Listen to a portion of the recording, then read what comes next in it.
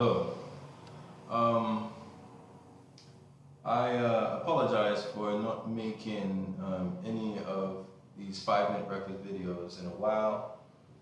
It's farming season, so as you can see, for example, I'm in a makeshift office in the farm, and um, and I've been busy planting and weeding and trying to see what will grow.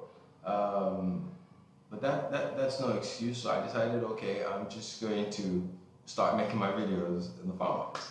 Um, and today I want to talk about integrity. About a little bit ago, I had some incidents that really called on my integrity. And one of the challenges of holding up to integrity in a country like Nigeria and the world in general is that people will always try to convince you that it's an unnecessary virtue, that everybody else is on the take, so why not join the system? That basically you are a violation of a norm when you try to adhere to integrity.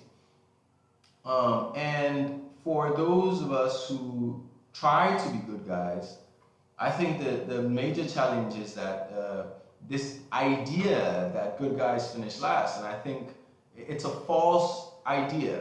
First of all, the question is, what are you trying to finish?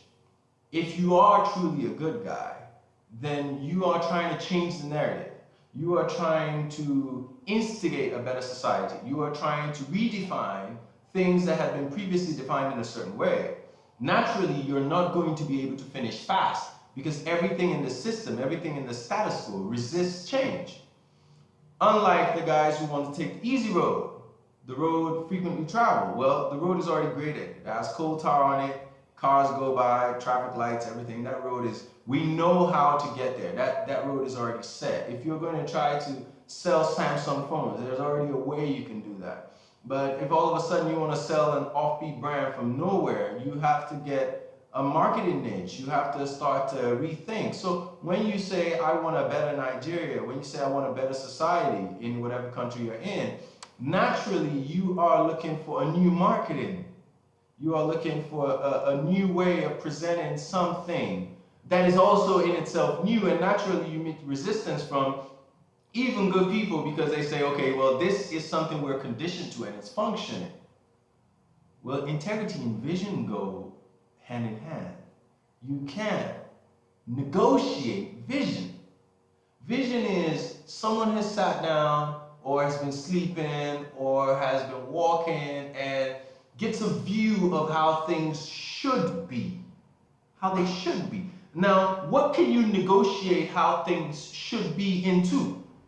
The only options you have is how things are and how they shouldn't be. So there is nothing to negotiate. And as an architect, when I'm doing a drawing of a building, you talk about this engineering notion of structural integrity. Well, if a building requires, for example, 16 rods to stand, you can't negotiate on 12. You could componently use two 12 rods where one 16 should be, but then that becomes wasteful. But you cannot violate the structural integrity. You can't go below the standard.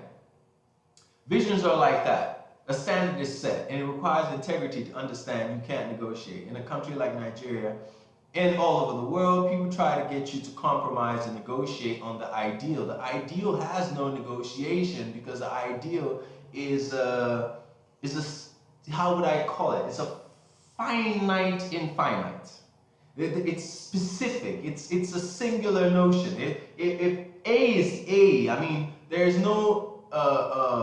no type of B that you can get that will be an A. Structural integrity. You need to be integral with your vision. You need to be integral with your ideals, and you need to fight for them. A good guy isn't trying to finish fast. He isn't trying to finish first. He's trying to finish. Because when you finish, you set a new standard, and then people start to chase that, and that becomes what someone can come first at. Someone doesn't, the inventor of engineering or the inventors or people who came about the notion of nationalism or patriotism or whatever notion, the person who comes up with an ideal in the first instance is trying to build something that cannot be negotiated on and cannot be scored on. It just needs to be achieved. Take your time. Stay steadfast. Do not allow people, as David said, blessed is he who walks not in the counsel of the ungodly. Do not allow people who are not chasing their highest self. Do not allow people who are not aligned with vision.